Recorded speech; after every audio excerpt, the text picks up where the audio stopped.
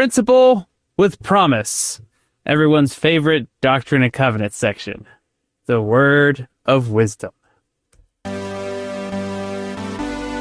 Approaching Zion, come follow me.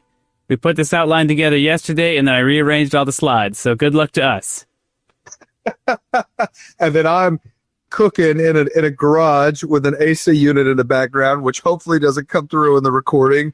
And I'm going on like 21 straight hours of being awake, so there's no telling what's going to come out of this podcast tonight. It's either going to be gold or it's going to be trash. I'm not sure which yet. But the main thing is, the most important thing is that you took donuts to the seminary, kids. You know what? Right. That's why I had to wake up so early today. But for me, it's one and done. I'm not waking up that early again until apparently the last day of seminary, when we have to actually physically cook breakfast for the seminary students. So I have 8 months to brush up on what I'm going to cook for them. Well, all the joys of being in the bishopric. Look at you. The Utah people don't appreciate having to wake up this early to go to seminary. They're probably like, what? This doesn't make any sense. What does that have to do with it? And also having to drive like 15, 20 minutes to get to the chapel. Yeah. It's like a miracle every day when all these teenagers get to the chapel and get back home without any accidents happening. Yeah. All right. So, a principle with promise. Section 89, of course, is the word of wisdom.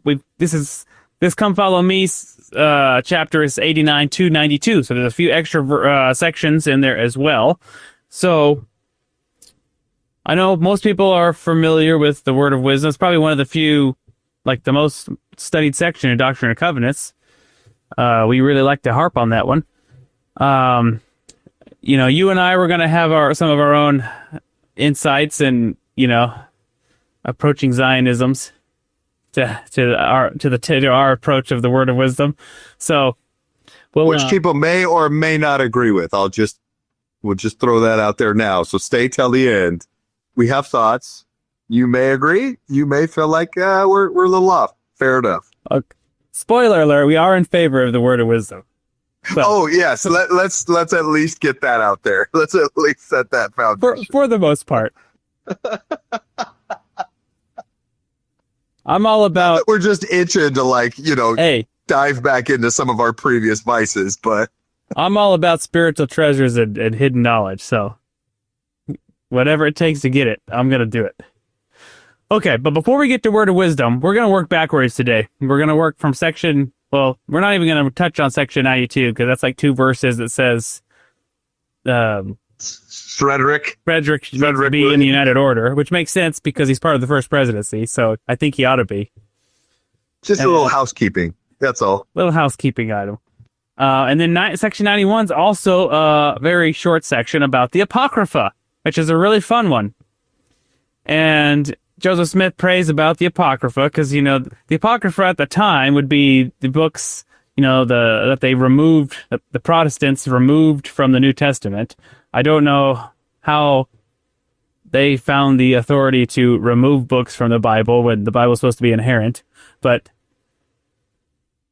inerrant.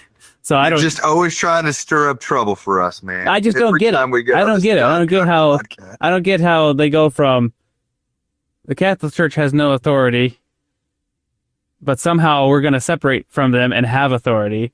And then the Bible is inerrant, but we're going to remove some books from it. I just don't get the thought process. This is one of my biggest pet peeves about the, dare I say, hypocrisy that we get criticized for all the time about new scripture and believing in angels and believing in priesthood and all these things that seem biblical. And then we get approached with, that's not how it works anymore. And it's like, well, not too long ago, y'all were thinking along the same lines, at least your previous peoples were, and now we're being criticized for it. Thank you for watching. If you found this content spiritually enlightening, please like, comment, and subscribe. Like the gospel, these little things make all the difference, and it helps the algorithm push out better content for everyone to enjoy on YouTube.